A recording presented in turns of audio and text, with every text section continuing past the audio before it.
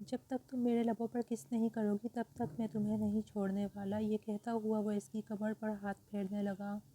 اس کے ہاتھ بھرپور گستاخیاں کر رہے تھے، کبھی کمر پر رینگتے تو کبھی کندھوں پر۔ اسے مکمل طور پر اپنے ساتھ لگائے پھر دونوں ہاتھ پکڑ کر دیوار سے پن اپ کر چکا تھا۔ وہ تو شرمائی جا رہی تھی، کہنے لگی کہ دن بدن کچھ زیادہ ہی رومانس سوچتا جا رہا ہے آپ کو۔ میں آپ کو کس نہیں کروں گی، بالکل نہیں کروں گی۔ جب تک آپ مجھ سے شادی نہیں کر لیتے اور میں آپ کی بیوی نہیں بن جاتی تب تک کوئی کس نہیں ملے گی آپ کو۔ چلو ہٹو، وہ اسے دھکا دے کر دور کرنے لگی۔ لگ تو اسے بھی اچھا رہا تھا، اسے تو بس اذلان کا لمس اچھا لگتا تھا۔ اذلان پھر اسے اپنے قریب کر گیا اور اس کی گردن پر اپنے ہونٹ رکھ کر اپنی شدت نچھاور کرنے لگا۔ اس کی گردن بالکل سرخ ہو چکی تھی۔ وہ کہنے لگا، نہیں، ہر بار میں ہی تم پر محبت لٹاتا ہوں، آج تم میری ہونٹوں پر کس کرو گی۔ چلو شاباش، اگر تم نے ہونٹوں پر کس نہ کی نا تو جو لو بائٹ کا نشان میں نے تمہاری گردن پر ڈالا ہے نا، اگلی بار یہ تمہاری قمیض ہٹا کر تمہاری دھڑکنوں پر ڈالوں گا، سمجھ رہی ہو نا تم میری بات۔ پھر نہ کہنا کہ اذلان درد ہو رہا ہے، چھوڑیں مجھے، میری جان نکل رہی ہے، میں مر جاؤں گی، کیونکہ پھر میں آؤٹ آف کنٹرول ہو جاؤں گا اور پھر مجھے بھی نہیں پتہ چلے گا کہ میں کیا کر رہا ہوں۔ وہ سرشاری کے لہجے میں کہتا ہوا اسے اپنے ساتھ ایک بار پھر جوڑ گیا۔ وہ بھی مجبور ہو چکی تھی، اب لب کاٹنے لگی، پھر کہنے لگی، اچھا اپنی آنکھیں بند تو کریں۔ جیسے ہی اس نے اپنی آنکھیں بند کیں تو وہ اس کے لبوں کو دیکھنے لگی اور پھر دھیرے دھیرے اس کے لبوں کے قریب جانے لگی۔ اس سے پہلے کہ اس کے لبوں پر اپنے لب رکھ دیتی، اچانک اسے اپنی ٹانگوں کے بیچ، ارے کہاں لے کر جا رہے ہیں آپ مجھے، وہ ایک ٹھوکر کھا کر گرنے ہی لگی تھی کہ جب اسے مضبوط ہاتھوں نے تھاما۔ اس کی آنکھوں پر پٹی بندھی ہوئی تھی اور اس کی کمر میں اس شخص کا ہاتھ تھا جس پر وہ اندھا اعتبار کرتی تھی۔ اس کے کان کے قریب اپنا چہرہ لا کر وہ سرگوشی نما انداز میں اپنی گرم سانسیں اس کی گردن پر نچھاور کر کے کہنے لگا، ارے میری جان، اتنی بھی کیا بے صبری ہے، کچھ دیر بعد تو تمہاری ساری چاہتیں، ساری شدتیں، سب کچھ زمین بوس تو ہونے ہی والی ہے نا۔ ارے میرا مطلب ہے کہ تمہیں تمہاری چاہتوں کی منزل ملنے ہی والی ہے، تھوڑا صبر کرو، میرے ہوتے ہوئے بھلا کیسا ڈر ہے۔ اس کی بات سن کر وہ ایک گہری سانس خارج کر گئی۔ وہ تو سمجھ رہی تھی کہ شاید وہ اسے اپنے گھر لے کر جا رہا ہوگا اپنے ماں باپ سے ملوانے کے لیے، یا پھر کوئی سرپرائز ہوگا۔ آج صبح اس نے خبر ہی ایسی سنائی تھی، مگر بجائے گھر لے کر جانے کے، اتنا تو وہ محسوس کر ہی چکی تھی کہ پاؤں کے نیچے آنے والے بار بار سوکھے پتے اور سوکھی ٹہنیاں اور آس پاس سے اٹھتی بھینی بھینی سی گھاس اور درختوں کی بو یہی باور کروا رہی تھی کہ وہ ویران سے سنسان علاقے میں داخل ہو چکے ہیں۔ بات بھی سچ تھی، یہ ایک ویران گھنا جنگل تھا، آس پاس درختوں پر سانپوں کے پھنکارنے کی آوازیں آ رہی تھیں اور اس سب میں اذلان رودابہ کو جنگل میں مزید آگے کی طرف لے کر جا رہا تھا، ساتھ ساتھ آس پاس بھی دیکھ رہا تھا کہ اسے جہاں پر آتا ہوا کوئی دیکھ تو نہیں رہا۔ ایک مقام ایسا بھی آیا جب وہ وہاں پر رک گیا، پھر دھیرے دھیرے اپنا ہاتھ رودابہ کی آنکھوں سے ہٹا کر کہنے لگا، سرپرائز۔ اس کے منہ سے یہ لفظ سن کر چہرے پر سب سے پہلے تو رودابہ نے مسکراہٹ سجائی تھی اور پھر دھیرے دھیرے جب اپنی آنکھیں کھولیں تو اس کا کلیجہ منہ کو آیا۔ دل تھا کہ جیسے ایک مرتبہ رک کر دوبارہ دھڑکنا شروع ہوا تھا۔ ایک فلک شگاف چیخ تھی جو اس کے حلق سے نکلی اور پھر وہ اذلان چودھری کے سینے سے جا لگی۔ وہ اس سے یوں لپٹ چکی تھی جیسے کبھی اس سے جدا ہوگی ہی نہیں۔ یہ مجھے کہاں لے آئے ہیں آپ؟ اذلان پلیز یہاں سے چلیں، آپ جانتے ہیں نا مجھے اونچائی سے کتنا خوف آتا ہے، میں مر جاؤں گی، پلیز ہٹیں یہاں سے، میرا دم گھٹ رہا ہے۔ وہ تو ازل سے ڈرپوک تھی، اونچائیوں سے اسے خوف آتا تھا، یہ بات اذلان چودھری بھی جانتا تھا، مگر اس کے باوجود آنکھوں میں ایک چمک لیے وہ مسکرا کر رودابہ کو دیکھتے ہوئے کہنے لگا، ارے ڈر کیسا، میں تو یہاں پر تمہیں لایا ہی اسی لیے ہوں تاکہ تمہارے سارے ڈر ختم کر دوں۔ تم نے مجھے اتنا بڑا سرپرائز دیا ہے، بدلے میں میرا بھی تو حق بنتا ہے نا کہ میں تمہیں ایسا سرپرائز دوں، ایسا سرپرائز ہو کہ تم مرنے کے بعد بھی یاد رکھ سکو۔ نہ جانے کیوں مگر رتابہ کو خطرے کی گھنٹیاں بجتی ہوئی محسوس ہونے لگیں۔ کتنی ہی دیر وہ اسلان چودھری سے لپٹ کر اسے دور ہٹنے کا کہتی رہی مگر وہ پتھر کا پتھر وہیں پر کھڑا رہا۔ چند قدم کی دوری پر گہری کھائی موجود تھی، موسم معتدل تھا، دھند کھائی کو نیچے تک چھپائے ہوئے تھی، دیکھ کر ہی بہت خوفناک منظر دکھائی دیتا تھا۔ جب اسلان وہاں سے نہ ہٹا تو وہ خود ہی اسلان سے ہٹ کر وہاں سے بھاگنے لگی، مگر عین اسی پل اسلان نے اس کے بازو کو جھٹکا۔ رتابہ اپنا توازن برقرار نہ رکھ سکی اور پھر اس کا پاؤں پھسلا۔ ایک چیخ اس کے حلق سے نکلی تھی، اسلان مجھے بچاؤ! اسلان نے اس کا ہاتھ تو پکڑ رکھا تھا مگر وہ کھائی میں لٹک چکی تھی، اگر اسلان اس کا ہاتھ چھوڑ دیتا تو وہ سیدھا جا کر اس کھائی میں گرتی۔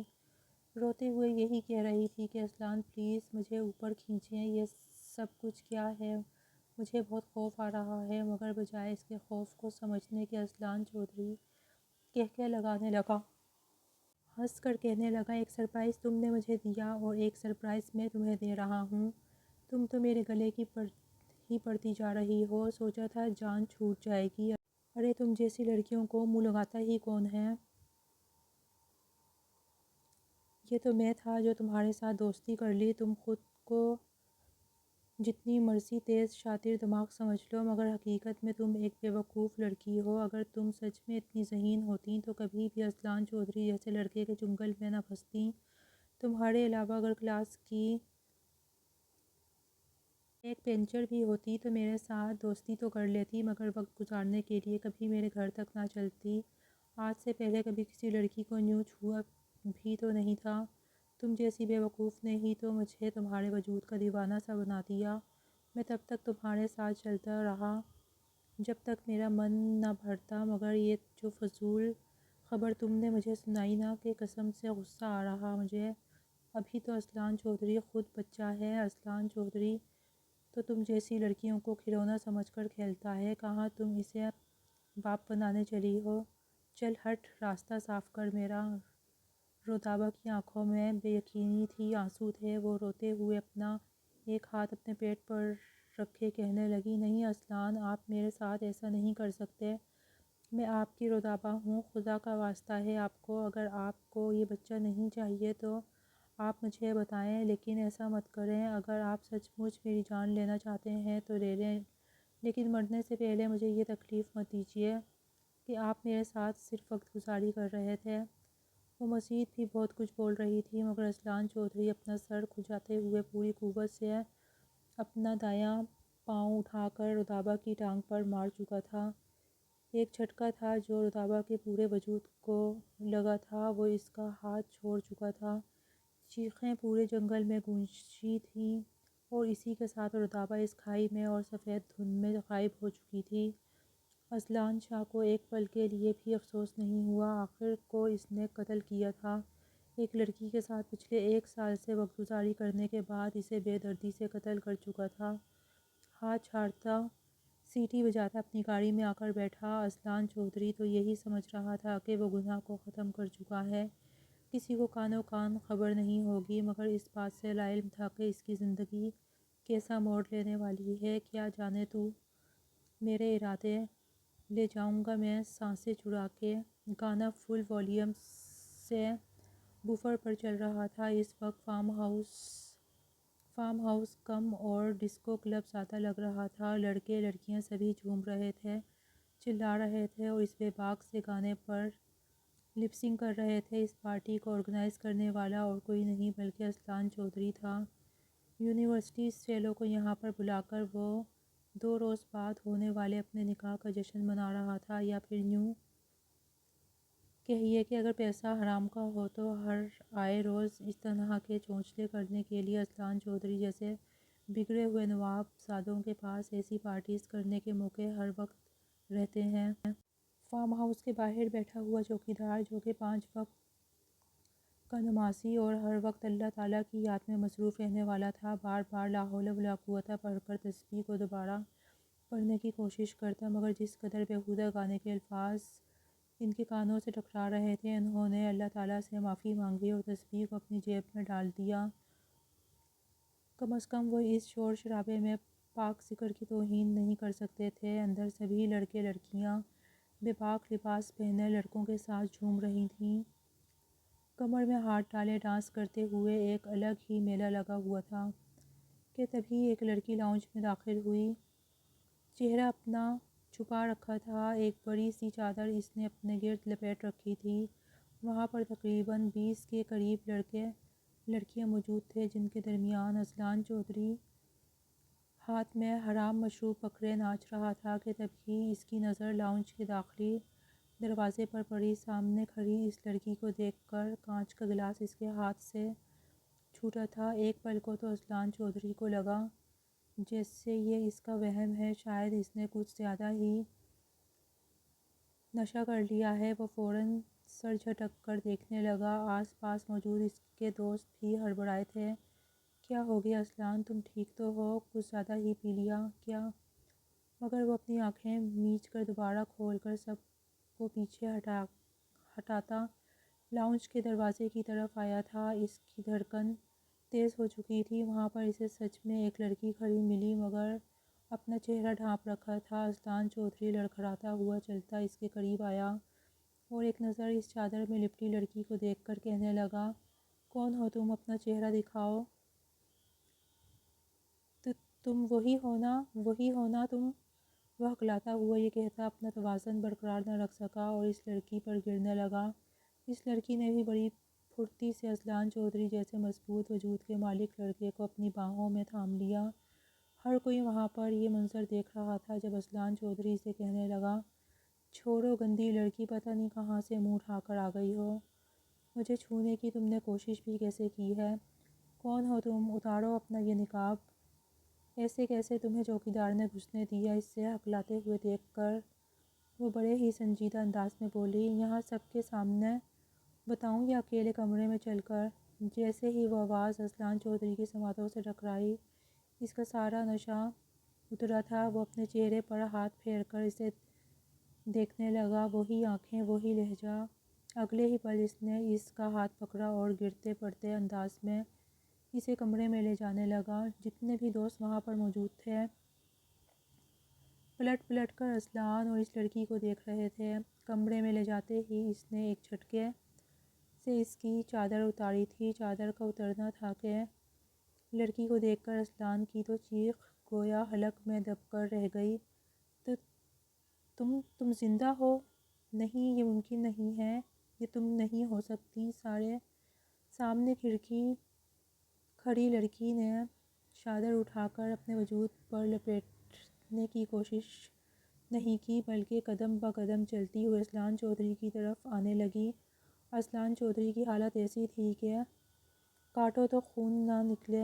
پہلی مرتبہ وہ اتنا خوف محسوس کر رہا تھا، ورنہ اس جیسا بے حس اور درندہ صفت انسان کبھی بھی کسی سے نہیں ڈرتا تھا۔ جیسے جیسے وہ اس کے قریب آ رہی تھی، وہ جا کر دیوار سے لگا تھا۔ کہنے لگا، یہ تم نہیں ہو سکتی، تمہیں تو میں نے۔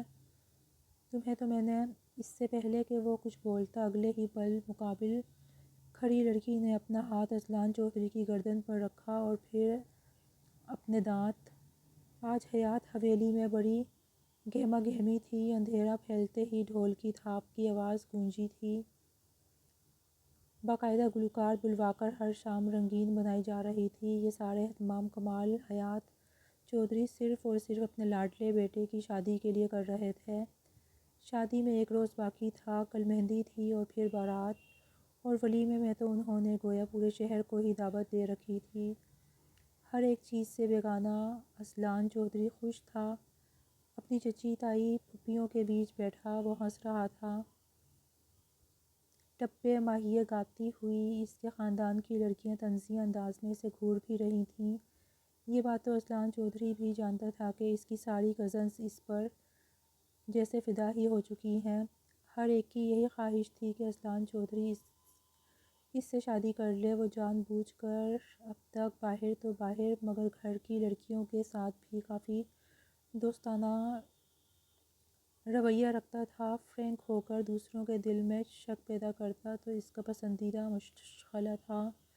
ہر ایک کو یہی لگتا کہ اذلان اسے پسند کرتا ہے، مگر جب اذلان چودھری نے بم پھوڑا تو سب کے ارمان پانی کی طرح بہہ چکے تھے۔ اذلان چودھری نے اپنی ماں کی پسندیدہ لڑکی سے شادی کرنے کا فیصلہ سنایا تھا، اور وہ لڑکی منال تھی۔ منال چودھری اذلان چودھری کی ماں کی دوست کی بیٹی تھی، جس کے ساتھ اس کے تعلقات شروع سے ہی اچھے تھے۔ اذلان کو جس طرح کی ماڈرن، آزاد خیال اور مغربی لباس کی گرویدہ لڑکی چاہیے تھی، وہ سارے گڑ ہی منال میں موجود تھے۔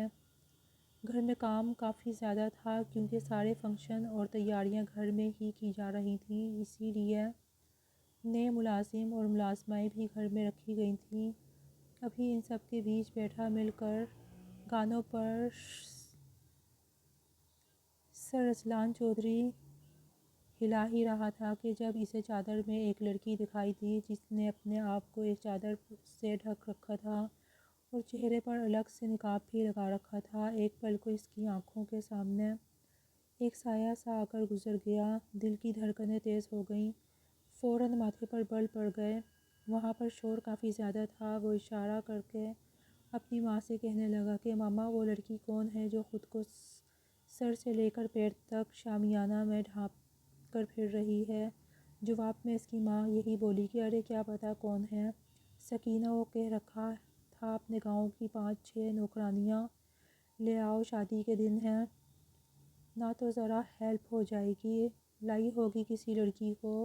وہ سرسری سے انداز میں کہہ چکی تھی، مگر اذلان کو فارم ہاؤس والا واقعہ یاد آنے لگا۔ بے ساختہ ایک درد کی ٹیس اسے اپنی گردن پر اس وقت ہی محسوس ہوئی تھی۔ ابھی بھی اس نے اپنے کالر سے اپنی گردن چھپا رکھی تھی، ورنہ گردن پر وہ نشانات موجود تھے جب کسی نے اسے اپنے دانتوں سے بری بے دردی سے کاٹا تھا۔ کاٹ کر اس نے کچھ کہا بھی تھا، مگر نشے میں دھت اذلان کو کچھ یاد نہ رہ سکا۔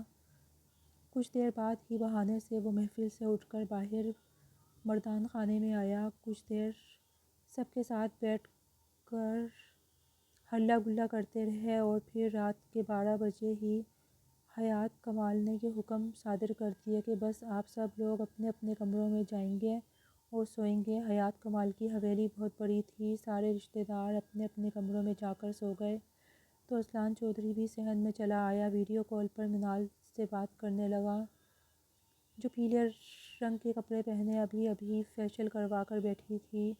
دونوں کتنی ہی دیر تک باتیں کرتے رہے، اور اذلان چودھری اسے آنے والی رات کو لے کر شرارت سے تنگ کر رہا تھا۔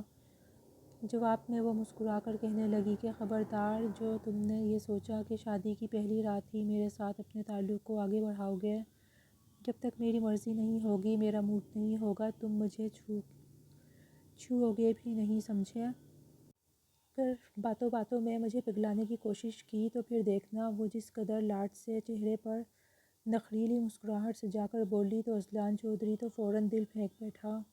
کہنے لگا کہ میں تو تم پر اپنی جان نچھاور کر دوں، جو تم میری جان حکم کرے گی وہی ہوگا۔ ابھی وہ منال سے یہ بات کر ہی رہا تھا کہ اسے اپنے پیچھے قدموں کی سرسراہٹ محسوس ہوئی۔ ایسے لگا جیسے کوئی چلتا ہوا اس کے قریب آیا ہے۔ فوراً پلٹ کر جب اس نے دیکھا تو وہاں پر کوئی بھی نہیں تھا، اندھیرا تھا اور گہری خاموشی تھی۔ اسے یوں گھبرایا ہوا دیکھ کر منال کہنے لگی کہ کیا ہوا، کیا ہو گیا ہے، وہاں کیا دیکھ رہے ہو، کوئی بھوت تو نہیں دیکھ لیا؟ جواب میں ہنس کر کہنے لگا، ارے نہیں، میں تو خود ہی بڑا بھوت ہوں، بس یوں لگا شاید کوئی میرے پیچھے آ کر کھڑا ہے۔ ویڈیو کال پر بات کرتے کرتے کمرے میں آ چکا تھا۔ جیسے ہی اپنے دھیان میں کمرے کا دروازہ کھولا تو سامنے کھڑی لڑکی کو دیکھ کر وہ چونکا تھا۔ یہ وہی لڑکی تھی جو اسے کچن میں آتے ہوئے دکھائی دی تھی، ابھی بھی خود کو بڑی سی چادر میں لپیٹے، چہرے پر نقاب لگائے رکھا تھا۔ اذلان چودھری کو وہاں پر دیکھ کر گھبرا سی گئی، اس کی پلکیں لرز رہی تھیں۔ ماتھے پر بل ڈال کر اذلان چودھری کہنے لگا، کون ہو تم، کیا کر رہی تھی میرے کمرے میں؟ وہ گھبراتے ہوئے گلا کھنکھار کر کہنے لگی کہ وہ صاحب جی، مجھے تو بڑی بی بی جی نے کہا تھا کہ آپ کے کمرے میں یہ پانی کا جگ رکھ دوں، تو میں بس وہی رکھنے کے لیے آئی تھی۔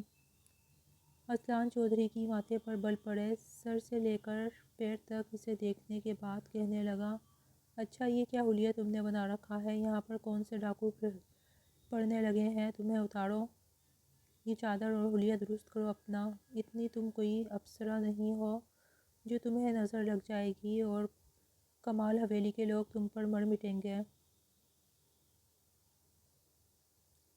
یا ہم نے تو جیسے حسین دیکھ ہی نہیں رکھے، نہ جانے کیوں مگر اذلان چودھری کا دل بار بار اسے اکسا رہا تھا کہ وہ کسی طرح لڑکی کا چہرہ دیکھ سکے۔ کون تھی یہ؟ جس طرح اس کی موٹی گہری آنکھیں تھیں اور پھر گورے چٹے ہاتھ تھے، اذلان چودھری تو حسن کا ویسے ہی دیوانہ تھا۔ جواب میں سرسری سے انداز میں وہ لڑکی کہنے لگی، بلا شبہ میں کوئی حور پری نہیں ہوں، مگر اتنا ضرور جانتی ہوں ایک مرتبہ جب آپ مجھے دیکھ لیں گے تو پھر شاید سانس لینا بھول بیٹھیں گے۔ میرا پردہ میں رہنا ہی بہتر ہے۔ اتنا کہہ کر وہ فوراً وہاں سے جا چکی تھی۔ منال سر جھٹک کر یہی کہنے لگی کہ ارے تم کیا کر رہے ایڑی غیری لڑکی سے فری ہوتے رہتے ہو؟ ملازمہ ہے وہ اور تم اس میں یوں دلچسپی لے رہے ہو جیسے پتہ نہیں کون ہوگی۔ وہ گہری سانس خارج کر گیا۔ ایک عجیب سی بے چینی اور خوف نے اسے آن گھیرا۔ منال سے بات کرتے کرتے اس نے کال کٹ کر دی۔ وہ ایسا ہی تھا، انتہائی موڈی اور سڑیل قسم کا۔ بیڈ پر اوندھا لیٹ کر آنکھیں بند کی مگر ایک مرتبہ پھر کانوں میں چیخنے کی آواز گونجنے لگی، پلیز اذلان مجھے بچا لو، مجھے ڈر لگ رہا ہے۔ تم تو جانتے ہو نا مجھے اونچائی سے کتنا ڈر لگتا ہے، تم بس مجھے اپنے سینے میں قید کر لو۔ یہ الفاظ اذلان کے ذہن میں گونجے تو اس نے فوراً آنکھیں کھول دیں۔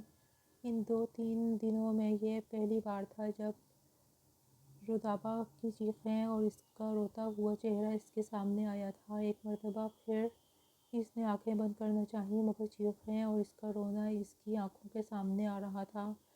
خود ہی خود کو مطمئن کرنے کے لیے ہنس کر کہنے لگا، اب تو جنگلی جانور اس کی ہڈیاں بھی نوچ کر کھا چکے ہوں گے۔ کمینی کہیں کی، چلی تھی میری بیوی بننے، دلا دی نا اپنی اوقات یاد، ڈھونڈ رہے ہوں گے اب تمہارے وہ سو کالڈ ماں باپ تمہیں۔ وہ آنکھیں موند کر سونے کی کوشش کرنے لگا لیکن چاہ کر بھی وہ ان مناظر کو جھٹک نہیں پا رہا تھا۔ بار بار ذہن میں آج سے کچھ ماہ پہلے کے مناظر چلنے لگے۔ بے ساختہ اذلان چودھری کے چہرے پر ایک مسکراہٹ پھیل گئی۔ اذلان چودھری اس وقت یونیورسٹی کے گراؤنڈ میں اپنے دوستوں کے ساتھ فٹ بال کھیل رہا تھا۔ پڑھائی میں تو وہ بالکل زیرو تھا مگر فٹ بال میں تو ہر ایک کو مات دے دیتا تھا۔ کچھ دیر پہلے اس کے نزدیک ایک دوست نے فٹ بال اس کے سر میں دے ماری تھی۔ غصے سے بھپڑا ہوا اذلان چودھری بس کسی طرح اپنا بدلہ لینے کے چکروں میں تھا۔ وہ اسے گیم میں ہرانا چاہتا تھا۔ اس سے پہلے کہ اذلان چودھری فٹ بال کو کک مارتا، اچانک ایک لڑکی بھاگتے ہوئے گراؤنڈ میں چلی آئی۔ وہاں پر اس وقت صرف لڑکے ہی لڑکے تھے۔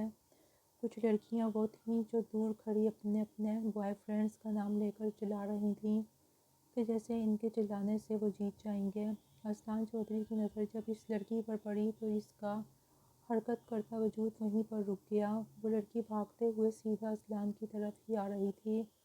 اذلان کے پاس آ کر کہنے لگی، ایکسکیوز می، کیا 2 منٹ کے لیے میرے ساتھ چلیں گے؟ اذلان نے ایک نظر اسے سر سے لے کر پاؤں تک دیکھا۔ سفید دودھیا دودھ سی رنگت، گہری سرمئی موٹی موٹی آنکھیں، سر پر سلیقے سے دوپٹہ اوڑھے، دکھنے میں ہی وہ کافی سوگھڑ قسم کی لگ رہی تھی مگر اذلان چودھری جیسے بگڑے نوابوں سے اس لڑکی کا کیا کام؟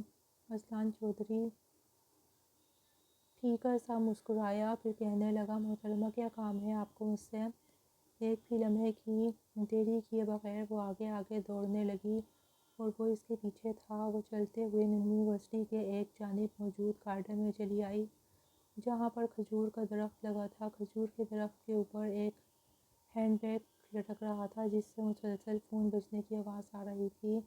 اذلان کو دیکھ کر وہ تھوڑے ہڑبڑائے ہوئے لہجے میں کہنے لگی کہ پوری یونیورسٹی میں ایک آپ ہی ہیں جو مجھے کافی لمبے ترنگے لگے، کیا آپ وہ بیگ مجھے اتار کر دے سکتے ہیں؟ وہ ترچھی نظروں سے اسے دیکھنے لگا پھر کہنے لگا، بیگ وہاں پر اوپر لٹکانے کی ضرورت ہی کیا تھی؟ خود تم ٹڈی سی ہو، اتنی اوپر چڑھ کیسے گئیں؟ اذلان چودھری ہنس کر بولا تو وہ آنکھوں میں نمی لیے کہنے لگی میں کیا پاگل ہوں جو ایسا کروں گی، یہ تو سینئر گروپ کی لڑکیاں ہیں جنہوں نے میرے ساتھ یہ حرکت کر دی۔ اس کی معصومیت پر اذلان چودھری تو جیسے فدا سا ہو رہا تھا۔ اس نے مسکرا کر اس لڑکی کو دیکھا، پھر کہنے لگا کہ فکر مت کرو، میں ابھی تمہیں وہ بیگ اتار کر دیتا ہوں۔ اس کے بعد وہ خود اپنی چھپی ہوئی مہارت باہر نکالتا اس کھجور کے درخت پر چڑھ چکا تھا۔ اس نے جب بیگ اتار کر اسے دیا تو وہ خوشی سے مسکرا گئی، شکریہ ادا کرنے لگی۔ وہ سینئر لڑکیاں جو آج تک اذلان چودھری سے بات کرنے کو ترس رہی تھیں، کل کی آئی لڑکی کو اذلان کے ساتھ دیکھ کر جل بھون گئیں۔ اذلان نے موقع ہاتھ سے جانے نہیں دیا تھا، سیدھا نام ہی پوچھ لیا۔ جواب میں مسکرا کر وہ کہنے لگی میرا نام رودابہ ہے، میں رودابہ افندی۔ یہ سن کر اذلان کے دل میں اس کے لیے خاص گوشہ بننے لگا۔ دھیرے دھیرے وہ جب بھی موقع ملتا رودابہ کے ساتھ بات چیت کرنے لگا۔ رودابہ کو بھی پہلی نظر میں ہی اذلان دل میں گھر کر چکا تھا، کیونکہ اس پوری یونیورسٹی میں ایک اذلان ہی تھا جس نے اس کی اتنی مدد کی تھی۔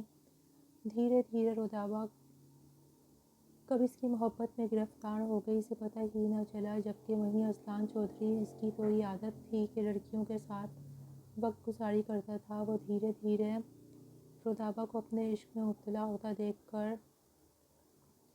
مزید خوشی سے پھولے نہ سمایا۔ ایک وقت ایسا بھی آیا جب وہ رودابہ کے کہنے پر اس کے گھر تک بھی پہنچ چکا تھا۔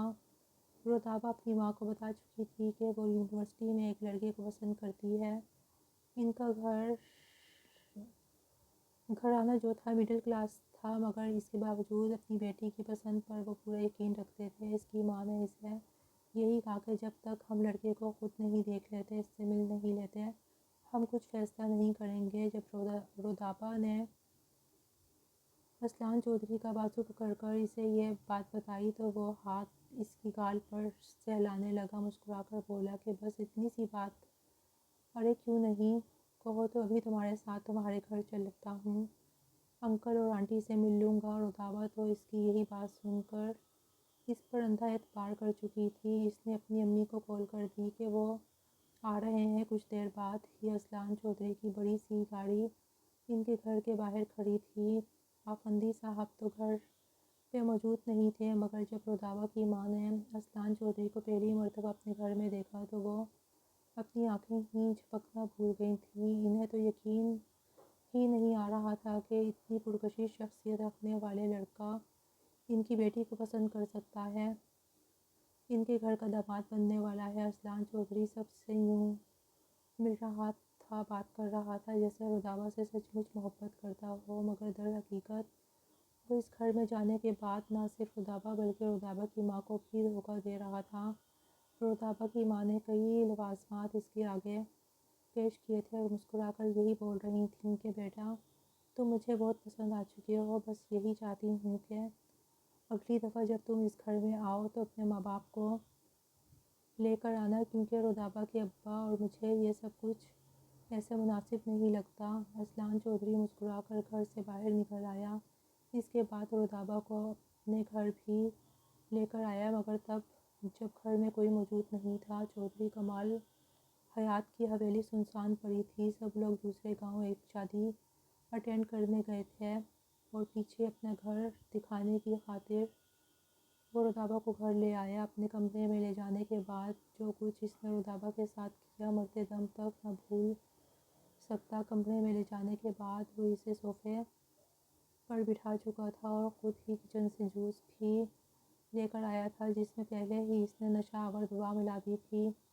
رودابہ کے وجود تک رسائی حاصل کرنا اس کی اولین ترجیح تھی، مگر وہ اسے خود کو ہاتھ بھی نہ لگانے دیتی تھی۔ لیکن آج صحیح موقع تھا، اس نے رودابہ کو نشہ آور جوس پلایا اور پھر اپنی باہوں میں بھر لیا۔ بار بار اس کے ساتھ رودابہ کی دھڑکنوں پر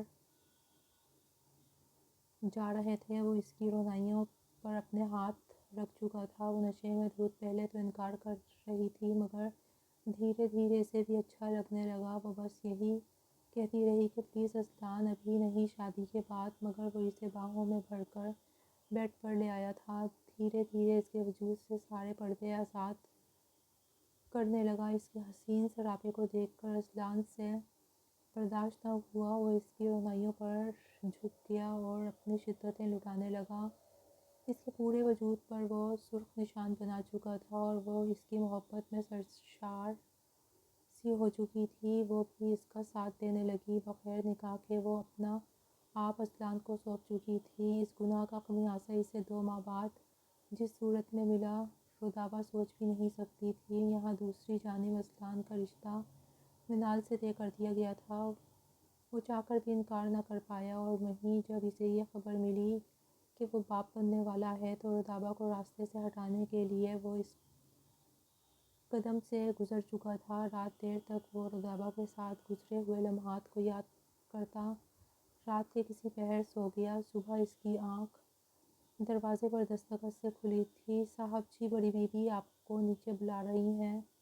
یہ نسوانی آواز سن کر اس کی آنکھ کھلی، دیکھا تو کمرے کے دروازے کے باہر وہی لڑکی کھڑی تھی۔ گھر میں گہما گہمی ہے اور آج تو اس کی مہندی تھی۔ اصلان چودھری جلدی سے فریش ہوا، ابھی ڈریسنگ ٹیبل کے سامنے کھڑا اپنے بالوں میں کنگھی کر ہی رہا تھا کہ تبھی اسے دروازے میں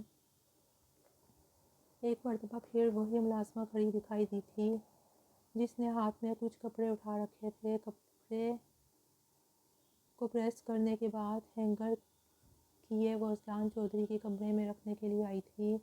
قدم بہ قدم جب وہ اس کمرے میں بڑھا رہی تھی تو ایک تلخ نظر اصلان چودھری پر بھی ڈال رہی تھی۔ نہ جانے کیوں ان آنکھوں میں دیکھ کر اصلان چودھری کو یوں لگا جیسے یہ کوئی اور نہیں بلکہ رودابہ ہے، وہی رودابہ جسے وہ کچھ ماہ پہلے کھائی میں دھکا دے چکا تھا۔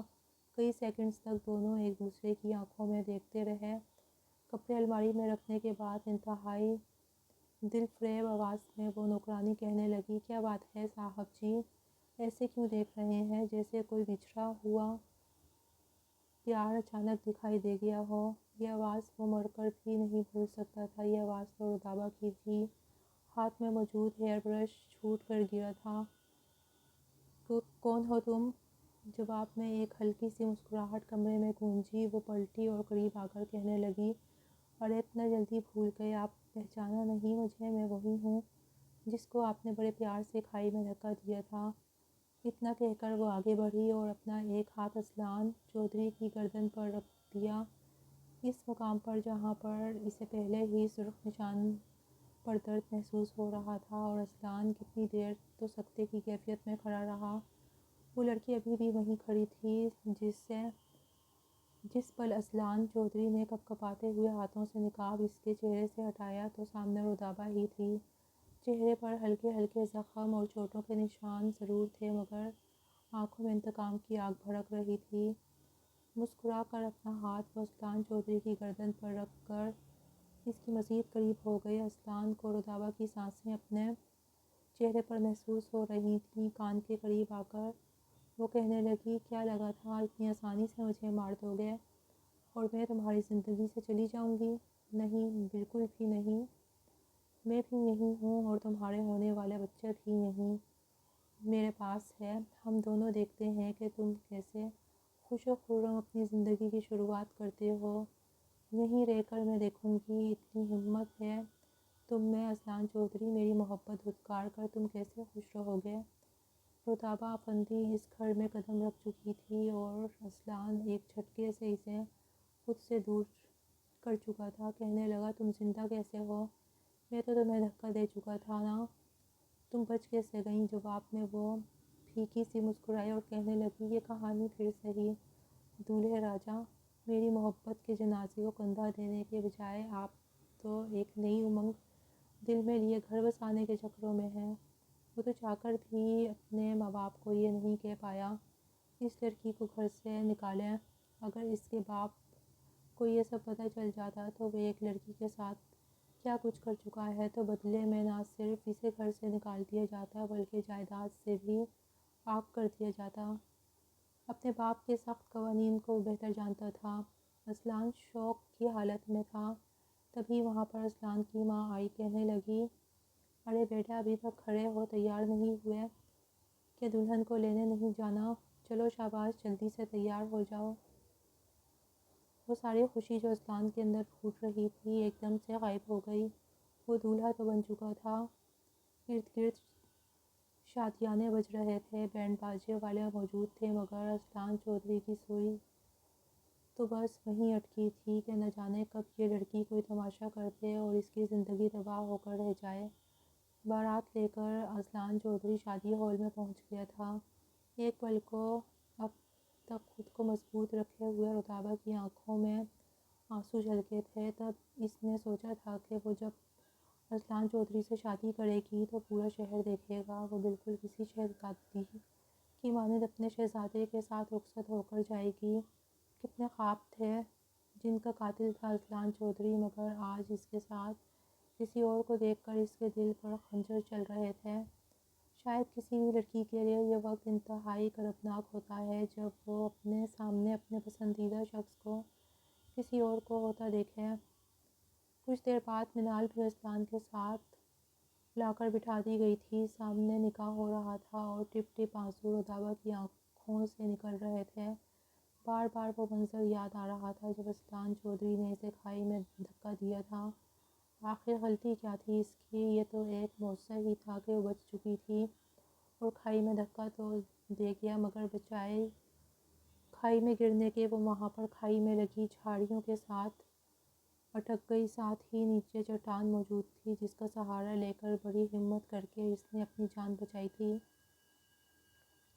کچھ دیر تو اس پر بے ہوشی طاری رہی، پھر بیٹھ کر پھوٹ پھوٹ کر روتی رہی۔ اس کا جی یہی چاہا تھا کہ وہ مر جائے، اپنے ہاتھوں سے اپنی جان لے لے۔ پھر اذلان چودھری ہی اسے مرنے کے لیے چھوڑ چکا تھا تو اسے بھی مر جانا چاہیے، مگر اندر سے ایک آواز اٹھی تھی کہ پاگل مت بنو، اذلان چودھری کے لیے خود کو مار رہی ہو جو تمہارا کھلا دشمن رہا۔ تمہیں جینا ہے اپنے بچے کی خاطر۔ اذلان نے بھلے ہی تمہیں اپنی زندگی سے نکال دیا، مگر تمہاری کوکھ میں چودھری خاندان کا خون پل رہا ہے، تم اس بچے کو اس خاندان میں لے کر جاؤ گی۔ ایک نفرت اور ہمت تھی جو رتابہ کو محسوس ہوئی اور اس نے ایک لمحے کی بھی دیری کیے بغیر بچاؤ بچاؤ کی آوازیں لگانا شروع کر دی۔ مقامی لوگوں نے اس کو وہاں سے بچا لیا۔ وہ سیدھا اپنے ہی گھر گئی اور اس کے بعد ہی جس پل اسے یہ خبر ملی کہ اذلان چودھری شادی کرنے والا ہے تو اس سے بدلہ لینے کے لیے اس کے گھر نوکرانی بن کر آ گئی۔ منال دلہن بنی اذلان چودھری کے کمرے میں بیٹھی اس کا انتظار کر رہی تھی۔ تب ہی اذلان چودھری بھی آس پاس دیکھتا اس کمرے میں چلا آیا، مگر اس سے پہلے اپنی ماں کو ضرور کہہ کر آیا تھا کہ گھر میں جو نوکرانی ہے نا، ہر وقت چادر میں گھومنے والی، اسے یہاں سے چلتا کرے، مجھے وہ اچھی نہیں لگتی، ایک نمبر کی چورنی لگتی ہے، کہیں کچھ چرا کر لے گئی تو۔ یہ سن کر صفیہ بیگم اپنے بیٹے کے کندھے پر تھپکی دے کر کہنے لگیں، ارے تمہیں کہاں دلچسپی ہو گئی ہے نوکرانیوں میں؟ جاؤ جا کر منال سے بات کرو، وہ تمہارا کمرے میں انتظار کر رہی ہے۔ اذلان چودھری تھوڑا جھنپ سا بھی گیا تھا، مگر اس کے باوجود کمرے کی طرف قدم اٹھانے لگا۔ ایک گھبراہٹ اور بدحواسی تھی جو اذلان چودھری پر چھائی ہوئی تھی۔ یہ ڈر تھا کہ کہیں رتابہ کسی کو کچھ بتا نہ دے۔ وہ چلتا ہوا جیسے ہی کمرے میں آیا تو کمرے سے ہنسنے کی آوازیں آئیں۔ ایک آواز تو منال کی تھی اور دوسری آواز سوچ کر ہی اس کے پیروں کے نیچے سے زمین نکل گئی۔ جھٹ سے دروازہ کھولا تو سامنے رتابہ ہنس ہنس کر منال سے باتیں کر رہی تھی۔ آج تک منال نے کبھی کسی نوکرانی کو جھوٹے منہ ہی صحیح مسکرا کر دیکھا تک نہیں تھا، مگر رتابہ سے اتنی بے تکلفی مسکرا کر باتیں ہو رہی تھیں۔ رتابہ نے ایک نظر اذلان چودھری کو دیکھا اور چہرے پر سنجیدگی سجا لی۔ منال سے کہنے لگی کہ آپ یہ دودھ پی لیجیے گا، میں خاص آپ کے لیے لائی ہوں۔ جیسے ہی اذلان چودھری کے پاس سے گزری تو دھیمے سے لہجے میں کہنے لگی، سہاگ رات مبارک ہو، مگر یہ یاد رکھنا کہ تمہارے جسم پر، تمہاری روح پر سب سے پہلا حق رتابہ افندی کا ہی ہے۔ یہ کہہ کر وہ اسے کمرے سے نکل چکی تھی۔ اب اذلان چودھری تو وہیں پر بت بنا کھڑا رہ گیا، بڑی مشکل سے چلتا ہوا منال کے پاس آیا تھا۔ وہ گرم جوشی جو وہ دکھانا چاہتا تھا دکھا ہی نہ پایا۔ وہ دودھ کا گلاس سائڈ ٹیبل پہ پڑا تھا۔ اذلان سے بات کرتے ہوئے اس نے جیسے ہی دودھ کے گلاس کی طرف ہاتھ بڑھایا تو اسلان نے اگلے ہی پل کچھ سوچتے ہوئے اس گلاس کو جھٹکا۔ سارا دودھ منال کے عروسی لباس پر گر گیا۔ وہ چلائی تھی، یہ کیا کر دیا اسلان؟ سارا دودھ میرے اوپر گرا دیا۔ جواب میں اسلان بڑبڑا کر کہنے لگا، سوری یار، پتہ نہیں یہ سب کچھ کیسے ہو گیا۔ تم ایسا کرو، جاؤ چینج کر لو، اٹھو، شاباش۔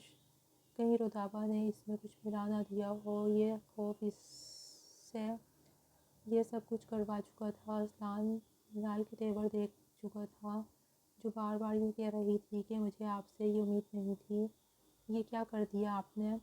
ابھی تو میں نے آپ کے ساتھ اتنی ساری سیلفیز لینی تھیں اور آپ نے یہ سارے کپڑے خراب کر دیے۔ وہ دوسرا ڈریس لے کر واش روم میں جا چکی تھی۔ کچھ دیر بعد ہی دروازے پر دستخط ہوئی۔ وہ اپنی کن پٹی مسلتا ہوا کہنے لگا، آ جاؤ۔ گنگناتی ہوئی رودابا اندر داخل ہوئی۔ کیوں، کیا ہوا؟ اتنے پریشان کیوں ہو؟ تمہیں تو اپنی محبت چاہیے تھی نا، مل گئی تمہیں تمہاری محبت، پھر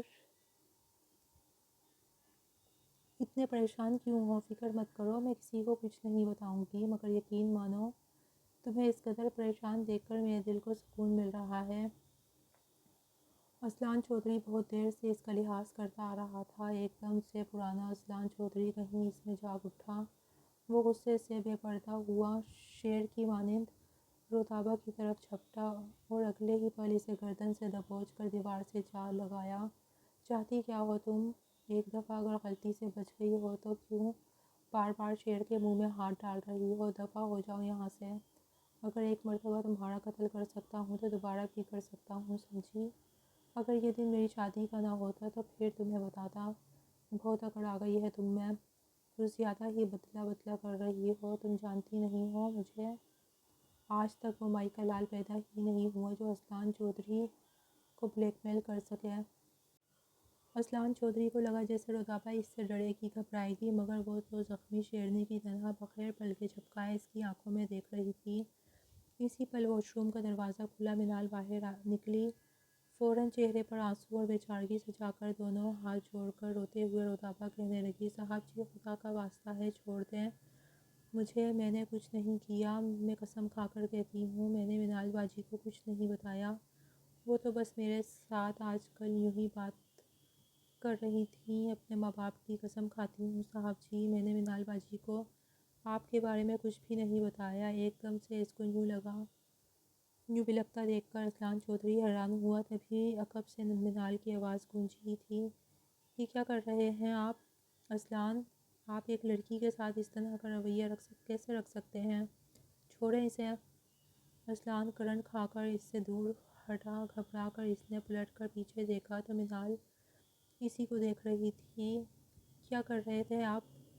یہ ایک ہیلپر کے ساتھ آپ اس طرح کا رویہ کیسے رکھ سکتے ہیں اسلان؟ اس سے پہلے کہ اسلان کچھ کہتا، روتی ہوئی رودابا جا کر منال کے سینے سے لگی، رو رو کر یہ کہنے لگی، دیکھیے نا بڑے صاحب کی طرف، آپ خود ہی ان کو بتائیے، کیا میں نے آپ کو کچھ بتایا ہے؟ یہ تو مجھے جان سے ہی مار دیتے اگر آپ نہ آتی تو۔ منال کی آنکھوں میں سوال تھے۔ کہنے لگی کہ کیا مطلب، کیا نہیں پتہ مجھے، کیا بتانا چاہتی تھی تم؟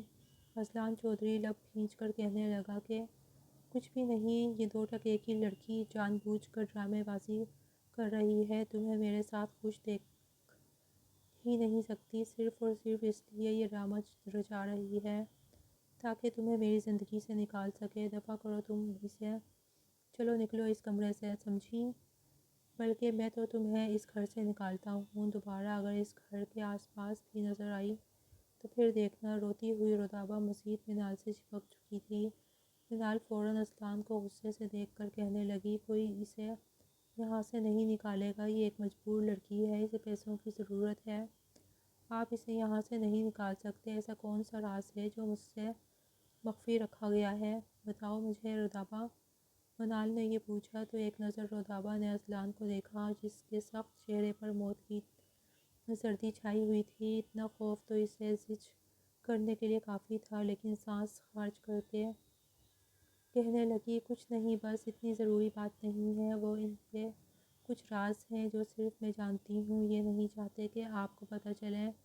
آپ بہت اچھی ہیں، میری دعا ہے کہ آپ کو زندگی میں بے تحاشا خوشیاں ملیں اور اللہ تعالیٰ آپ کے مقدر نیک کرے۔ اتنا کہہ کر رودابہ وہاں سے جا چکی تھی۔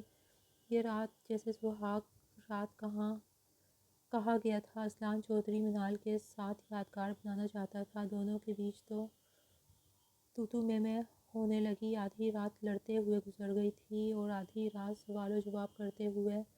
صبح جب اصلان اٹھا تو سر بھاری ہو رہا تھا۔ یہ سوچ چکا تھا کہ اس نام نہاد لڑکی کو آج وہ کسی بھی طرح اس گھر سے نکال کر رہے گا۔ صبح کا وقت تھا، ابھی سب سو رہے تھے جب وہ چلتا ہوا کچن میں آیا۔ کچن کے ساتھ ہی ایک راہداری تھی جہاں پر اکثر گرمی کے موسم میں نوکرانیاں سویا کرتی تھیں۔ رودابہ بھی وہیں پر ایک جانب کو گدا بچھائے سو رہی تھی کہ جب اگلے ہی پل اصلان چودھری نے اس کے منہ پر ہاتھ رکھا اور بالوں سے کھینچ کر باہر لانے لگا۔ ساری رات تو اس کے پیٹ میں شدید درد رہا تھا۔ کچھ گھنٹے پہلے ہی اس کی آنکھ لگی تھی جب اچانک سے اصلان نے اس پر حملہ کر دیا۔ وہ اسے گھسیٹ کر منہ پر ہاتھ رکھے لے کر جا رہا تھا۔ کہنے لگا کہ ایک مرتبہ تو بچ گئی تھی نا، تو اس مرتبہ میں تمہارے ایسے ٹکڑے ٹکڑے کروں گا تاکہ تمہارا زندہ بچ کر آنے کے آثار ہی موجود نہ رہیں۔ تم جیسی لڑکی میرے لیے خطرے کی گھنٹی جیسی ہو۔ کیا چاہتی تھی؟ منال کو میرا سچ بتا دو گی اور میری زندگی کو تباہ کر دو گی؟ نہیں، بالکل نہیں۔ اب دیکھو میں تمہارے ساتھ کرتا کیا ہوں۔ ابھی اسے یہ کہہ کر اس سے پہلے کہ گھسیٹ کر گھر سے باہر لاتا، تبھی رودابہ نے سامنے بڑے ٹیبل پر موجود لیمپ کو اپنی ٹانگ مار کر گرا دیا۔ لیمپ کا گرنا تھا کہ ایک شور سا مچ گیا۔ کمرے میں ابھی ابھی جاگ رہی تھی اصلان کی ماں جمائیاں لیتی ہوئی کمرے سے باہر آ گئی۔ شور کی آواز سن کر منال بھی اٹھ گئی تھی۔ ایک دم سے سبھی اٹھ کر باہر آ چکے تھے۔ اصلان چودھری کو اس قدر سفکانہ رویہ ایک نوکرانی کے ساتھ رکھتا دیکھ کر سب کا منہ کھلا کا کھلا رہ گیا۔ ایک بار پھر اصلان چودھری بری طرح پھنسا تھا، مگر اس مرتبہ رودابہ چپ نہیں رہی۔ اس نے دھکا دے کر خود کو اصلان سے چھڑوایا۔ حیات چودھری بھی وہاں پر آ چکے تھے۔ گہری جانچتی نظروں سے بیٹے کو دیکھ کر کہنے لگے، یہ کیا طریقہ ہے؟ تم ایک ملازمہ کے ساتھ اس طرح کا رویہ کیسے رکھ سکتے ہو؟ جواب میں اصلان چودھری بکھرے ہوئے انداز میں کہنے لگا، یہ لڑکی مجھے یہاں پر اس گھر میں نہیں چاہیے۔ آپ نہیں جانتے یہ کون ہے اور کیا کچھ کر سکتی ہے۔ بس نکالیں اسے گھر سے، میں کہہ رہا ہوں نا، مجھے یہ لڑکی اس گھر میں نہیں چاہیے۔ منال بھی وہاں آ چکی تھی، مگر رودابہ روتے ہوئے اصلان کی طرف دیکھ کر کہنے لگی، کیوں میں اس گھر میں کس لیے جاؤں؟ اس گھر پر میرا اتنا ہی حق ہے جتنا کہ منال کا، بلکہ اس سے بھی زیادہ حق میرا ہے۔ منال جو ہمدردی کے لیے آگے بڑھ رہی تھی، نہ جانے کیوں اسے روتا ہوا، جو اسے پہلی نظر میں ہی اچھی لگی تھی، ایک دم سے وہیں رک گئی۔ سب کو تو جیسے سانپ ہی سونگھ چکا تھا۔ اچانک ہی حیات صاحب آگے بڑھے، انتہائی روکدار انداز میں کہنے لگے، کیا بکواس کر رہی ہو لڑکی؟ جانتی بھی ہو تم کیا کہنے کی کوشش کر رہی ہو؟ جواب میں رودابہ روتے ہوئے کہنے لگی کہ میں اچھے سے جانتی ہوں میں کیا کہہ رہی ہوں، لیکن کیا آپ جانتے ہیں کہ آپ کے بیٹے نے کچھ ماہ پہلے میرے ساتھ کیا کیا؟ میں کوئی ملازمہ نہیں ہوں بلکہ رودابہ افندی ہوں۔ اسے یوں بولتا دیکھ کر ایک مرتبہ پھر اصلان چیخا تھا، کہنے لگا، خبردار، جو ایک بھی لفظ تم نے مزید اپنے منہ سے نکالا، دفع ہو جاؤ یہاں سے۔ اس مرتبہ جب اس نے رودابہ کو دھکا دیا تو وہ اس کے دھکے کے جواب میں ایک زوردار تھپڑ اس کے منہ پر مار چکی تھی۔ خبردار اصلان چودھری، جو تم نے دوبارہ مجھے ہاتھ لگانے کی کوشش بھی کی یا مجھے چپ کروانے کی کوشش بھی کی تو میں تمہیں ایسے تو نہیں چھوڑ سکتی۔ تم نے جو میرے ساتھ کیا ہے تمہیں اس کا جواب دینا پڑے گا۔ اس کے بعد جب رودابہ بولنا شروع ہوئی تو سب کی زبانوں پر تالے لگ چکے تھے۔ رو رو کر رودابہ سب کو بتا رہی تھی کہ اصلان چودھری نے کیا کچھ کیا۔ اصلان چودھری یہی کہتا رہ گیا کہ یہ لڑکی جھوٹی ہے، مکار ہے، میں نے ایسا کچھ بھی نہیں کیا، نہ میں نے اسے قتل کرنے کی کوشش کی۔ مگر رودابہ نے یہ تک کہہ دیا کہ اگر یہ سب کچھ جھوٹ ہے تو بے شک چل کر مقامی لوگوں سے پوچھ لیجیے جنہوں نے مجھے اس جنگل میں کھائی سے نکالا۔ اگر ان لوگوں پر نہیں یقین تو ابھی میرے ساتھ لیبارٹری چلیں، وہاں میں ابھی ڈی این اے ٹیسٹ کروا کر بتاؤں گی کہ میری کوکھ میں پل رہا بچہ اسلان چودھری کا ہے۔ منال تو مارے صدمے کے وہیں پر گر گئی۔ اسلان کا تو بس نہیں چل رہا تھا کہ اسے گولی ہی سے اڑا دے۔ حیات کمال ایک گہری سانس خارج کر کے کہنے لگے، اگر تم سچ کہہ رہی ہو تو تمہیں ضرور اس گھر میں بہو کے درجے پر فائز کیا جائے گا، مگر اس سے پہلے ہمیں چھان بین کرنا ہوگا۔ لڑکی رودابہ کو خود صفیہ بیگم کے ساتھ ڈاکٹر کے پاس بھیجا گیا۔ ان کے خاندانی ڈاکٹر نے تمام ٹیسٹ کر کے خود بتایا کہ اس بچے کا ڈی این اے اسلان چودھری سے میچ کر چکا ہے۔ منال کا تو رو رو کر برا حال تھا۔ غصے سے اس نے اپنے پورے خاندان کو اکٹھا کر لیا اور چیخ چیخ کر کہنے لگی کہ تم نے میرے ساتھ اچھا نہیں کیا اسلان، تم تو اس قابل نہیں ہو کہ تمہیں میں تو کیا رودابہ بھی ملے، تم تو کسی بھی خاندانی لڑکی کے بھی قابل نہیں ہو، تم جیسا بزدل مرد میں نے آج تک نہیں دیکھا، میں تمہارے ساتھ زندگی نہیں گزاروں گی، ابھی تم مجھے طلاق دو گے۔ اسلان چودھری تو شدید بوکھلا چکا تھا۔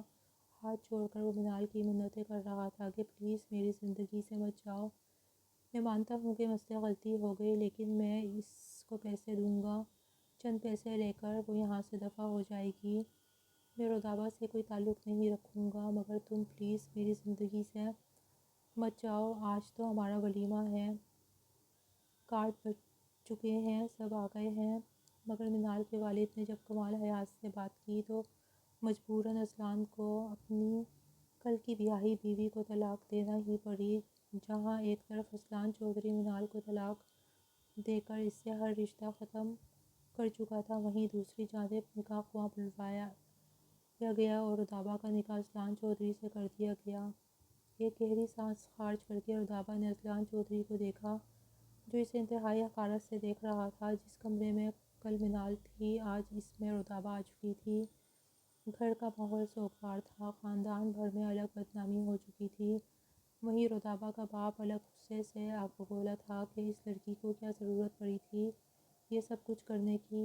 وہ رودابہ کو کال کر کے صاف صاف الفاظ میں کہنے لگے کہ لڑکی سمجھو تمہارا باپ مر گیا ہے، تم اتنی بڑی ہو گئی ہو کہ اپنے فیصلے خود ہی کرتی پھرتی ہو، تمہیں کیا کہا تھا کہ تمہاری شادی میں اپنے پسند کے لڑکے سے ہی کروں گا، تم نے نہ صرف اس خاندان کی بدنامی کروائی بلکہ میرا سر بھی شرم سے جھکا دیا۔ یہ بات سن کر رودابہ کی آنکھوں میں آنسو آ گئے، کہنے لگی بابا جان، اس نے آپ کی بیٹی کو قتل کیا ہے، آپ کی بیٹی کی زندگی برباد کی ہے، پھر میں کیسے عام روایتی لڑکیوں کی طرح منہ چھپا کر ایک طرف بیٹھ جاتی اور یہ شخص اپنی زندگی پرسکون طریقے سے ہنسی خوشی گزارتا رہتا۔ میں اتنی کمزور تو نہیں ہوں جو اپنا بدلہ بھی نہ لے سکوں، بہت جلد آپ کی رودابہ آپ کے پاس ہوگی، فکر مت کیجیے۔ وہ گہری سانس خارج کر کے فون بند کر گئی تھی کہ تبھی کمرے میں اسلان چودھری داخل ہوا۔ وہ غصے سے کمرے میں آتے ہی چلا کر سب سے پہلے تو اس نے کمرے کی ہر ایک چیز اٹھا کر نیچے پھینکنا شروع کر دی۔ پھر کہنے لگا، بہت شوق تھا نا مجھ سے شادی کرنے کا، یہ چاہتی تھی نا تم کہ اسلان چودھری کا نام تمہارے ساتھ مل جائے تو تم اس گھر میں آ جاؤ، اس امیر کبیر خاندان کی بہو بن جاؤ، پتہ نہیں کس کا گناہ تمہارے پیٹ میں ہے اور نام میرا لگاتی ہو۔ یہ الفاظ سننا تھے کہ بیڈ پر بیٹھی رودابہ اٹھی اور ایک زوردار تھپڑ ایک مرتبہ پھر اسلان چودھری کے چہرے پر دے مارا۔ کہنے لگی، خبردار، جو تم نے میری اولاد کو دوبارہ گالی دی، مجھے پہلے والی رودابہ مت سمجھو، یہ سمجھو کہ میرا نیا جنم ہوا ہے اور میں صرف اور صرف تمہاری زندگی برباد کرنے کے لیے تمہاری زندگی میں آئی ہوں۔ اگر تم نے میرے ساتھ زبردستی کرنے کی کوشش کی یا پھر مجھے کسی بھی طرح کی اذیت دی تو دیکھنا میں تمہارا حشر کیا کرتی ہوں۔ اسلان جو اسے ڈرانا دھمکانا چاہتا تھا، اس کی اس دھمکی پر اندر ہی اندر دب کر رہ گیا، کیونکہ اس کے باپ نے صاف الفاظ میں کہہ دیا تھا کہ تمہاری وجہ سے میری جتنی بے عزتی ہونی تھی ہو گئی، اب اگر تمہاری طرف سے ایک بھی غلطی کی شکایت مجھے ملی تو میں تمہیں اس جائیداد سے اور اپنے نام سے عاق کر دوں گا۔ دھیرے دھیرے وقت یوں ہی گزرنے لگا۔ 5 ماہ بعد جب ڈاکٹر نے بتایا کہ رودابہ بیٹے کو جنم دینے والی ہے تو صفیہ بیگم کی تو خوشی کی کوئی انتہا نہیں رہی۔ ڈھکے چھپے الفاظ میں وہ حیات چودھری کو بھی بتا چکی تھیں کہ خیر سے وارث آنے والا ہے۔ پہلے جو ان کے دل میں تھوڑی سی رنجشیں موجود تھیں وہ بھی ختم ہونے لگیں۔ ان کا رویہ رودابہ سے ٹھیک ہوتا چلا گیا، جبکہ اذلان چودھری تو ہر وقت اکھڑا اکھڑا رہتا، کئی روز گھر نہ آتا، بس اسی تگ و دو میں رہتا کہ کیسے رودابہ کو اپنی زندگی سے دفع کرے۔ ایک روز آدھی رات کو وہ گھر لوٹا تو شدید ڈپریشن کا شکار تھا۔ جیسے ہی کمرے میں داخل ہوا تو اسے قرآن پاک کی تلاوت کی آواز آئی۔ وہ جب چپ چاپ جا کر بیڈ پر بیٹھ گیا جہاں سامنے جائے نماز پر رودابہ بیٹھی قرآن پاک کی تلاوت سرگوشی نما انداز میں کر رہی تھی۔ نہ جانے کیوں مگر وہ بھی اس سے ہٹ کر کچھ دوری پر بیٹھ گیا۔ قرآن پاک کی تلاوت جیسے جیسے وہ سن رہا تھا اس کے دل میں ایک سکون سا اترنے لگا۔ ایسے لگا جیسے اس کے دل کی میل ختم ہوتی جا رہی ہے۔ ایک دم سے اسے شرمندگی کا احساس ہونے لگا۔ اسے یہ بھی محسوس ہونے لگا کہ اب تک وہ جو بھی کچھ رودابہ کے ساتھ کر رہا تھا وہ غلط تھا۔ یہ اس کی بیوی ہے اور اسے اپنا لینا چاہیے۔ اس کی کوکھ میں پل رہا بچہ اس کا ہے۔ آخر وہ کب تک اس حقیقت کو فراموش کرے گا؟ یہ وہی لڑکی ہے جس سے وہ کبھی پیار کرتا تھا، مگر جب منال جیسی آئیڈیل لڑکی زندگی میں آئی تو وہ اس کے پیار میں ڈوبتا ہوا رودابہ سے دور ہونے لگا۔ کچھ دن وہ اپنے دل و دماغ کی جنگ میں مبتلا رہا اور پھر آخر دل جیت ہی چکا تھا۔ وہ اپنا رویہ دھیرے دھیرے رودابہ کے ساتھ ٹھیک کرنے لگا۔ رودابہ خاموش تھی، بالکل خاموش۔ یہی سب کچھ تو وہ چاہتی تھی کہ اذلان اس سے بے حد محبت کرے، ہونے والے بچے کو لے کر اس کے ساتھ گھنٹوں بیٹھ کر باتیں کرے، اسے کسی ڈاکٹر کے پاس لے کر جائے۔ یہ سب کچھ اذلان چودھری دھیرے دھیرے کرنے لگا تھا۔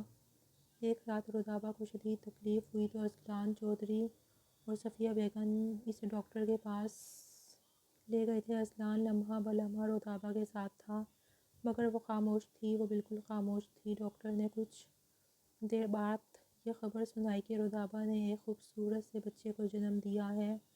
جب بچہ لا کر اذلان چودھری کی گود میں دیا گیا تو خوشی سے وہ اس کا ماتھا چوم گیا۔ صفیہ بیگم بھی اپنے پوتے کا صدقہ اتارنے لگیں۔ سبھی خوش تھے۔ رودابہ کی طبیعت کچھ خراب تھی، اس لیے ڈاکٹر نے صبح ڈسچارج کرنے کا کہا، مگر اگلی صبح تو ایک اور ہی ستم لے کر آئی تھی۔ جس پل اذلان چودھری ہاسپٹل پہنچا تو ڈاکٹر کہنے لگے رودابہ ڈسچارج ہو کر جا چکی ہے۔ حیات کمال بھی حیران ہوئے تھے، وہ تو خود اپنے پوتے اور بہو کو لینے آنے والے تھے، وہ کہاں جا سکتی تھی؟ آفندی صاحب کو کال کی گئی مگر سب کے نمبر بند تھے۔ جس پر اذلان چودھری گھبرایا ہوا گھر پہنچا تو اسے اپنے کمرے میں ایک خط ملا جو کہ نوکرانی کے ذریعے رودابہ نے رکھوایا تھا۔ جانتے ہو اذلان، میں نے تم سے کتنی محبت کی، اتنی محبت کی کہ اگر میں چاہتی تو تمہیں پولیس کے حوالے کر کے ہمیشہ ہمیشہ کے لیے اندر کروا سکتی تھی۔ میں کچھ بھی کر گزرتی، تمہیں سزا دلواتی، لیکن دیکھو میں نے تمہیں کسی اور کے رحم و کرم پر نہیں چھوڑا، نہ ہی میں نے تمہاری کردار کشی کی۔ میں تو بس یہ چاہتی تھی کہ تمہیں احساس ہو کہ تم نے رودابہ آفندی کے پیار کا مذاق اڑایا ہے، اور جب مجھے لگا کہ تمہیں احساس ہو گیا، وہ محبت جو کبھی میں نے تمہیں کی تھی اور تم نے مجھے دھوکہ دیا تھا، وہ محبت اب مجھے تمہاری آنکھوں میں جھلملاتی ہوئی نظر آنے لگی تھی۔ تمہیں کیا لگا تھا کہ میں اتنی آسانی سے وہ تماشا بھول جاؤں گی، وہ ضلالت، وہ جھوٹا عشق بھول کر تمہارے ساتھ ہنسی خوشی زندگی گزار لوں گی؟ بالکل نہیں۔ میں چاہتی یہ تھی کہ اذلان چودھری کہ تم مجھ سے محبت کرو، اپنے ہونے والے بچے سے محبت کرو جس کے آنے کی خبر پر تم نے مجھے قتل کرنا چاہا تھا۔ میں حقیقت میں تمہارے دل میں اس کی محبت ہی جگانا چاہتی تھی، مگر مجھے یہ بتاتے ہوئے خوشی ہو رہی ہے کہ تم زندگی بھر اپنے بچے کی شکل نہیں دیکھ پاؤ گے، نہ دوبارہ کبھی تمہیں میں ملوں گی، اور نہ میرا بچہ۔ اذلان چودھری کو لگا جیسے اس کے پیروں کے نیچے سے زمین کھینچ لی گئی ہے۔ وہ چیخ چیخ کر رو رہا تھا، چلا رہا تھا، اپنے بال نوچ رہا تھا۔ صفیہ بیگم اور حیات چودھری اس کے پاس کھڑے اسے دلاسا دے رہے تھے، مگر وہ بچوں کی طرح بلک بلک کر رو رہا تھا، کہہ رہا تھا کہ مجھے رودابہ چاہیے، وہ مجھے بہت بڑی سزا دے کر گئی ہے، مجھے اپنا بچہ چاہیے، میں اس کے پیروں میں ناک رگڑنے کو تیار ہوں، مگر رودابہ کو واپس میری زندگی میں لائیے، وہ میرا بچہ ہے، وہ میرا خون ہے، وہ جو کہے گی میں مانوں گا، مگر اس سے کہیے کہ واپس چلی آئے۔ اس کے بعد رودابہ کو ڈھونڈنے کی بہت کوشش کی گئی مگر رودابہ کہیں بھی نہیں تھی، یہاں تک کہ پہلے مہینے اور پھر سال گزر گیا۔ اس طرح 3 سال گزر چکے تھے اور ارسلان ہر وقت سگریٹ پر سگریٹ پھونکتا رہتا تھا۔ اس اندھیرے کمرے میں بیٹھا رہتا، وہ گزرے لمحات اسے یاد آتے۔ وہ سوچ رہا تھا کہ کاش وہ ایسا نہ ہوتا، وہ سسک سسک کر کمرے میں روتا رہتا۔ کمرے میں بس رودابہ کا نام گونج رہا تھا، مگر شاید ارسلان چودھری جیسے شخص کی یہی سزا تھی، وہ رودابہ کی محبت کا مستحق نہیں تھا۔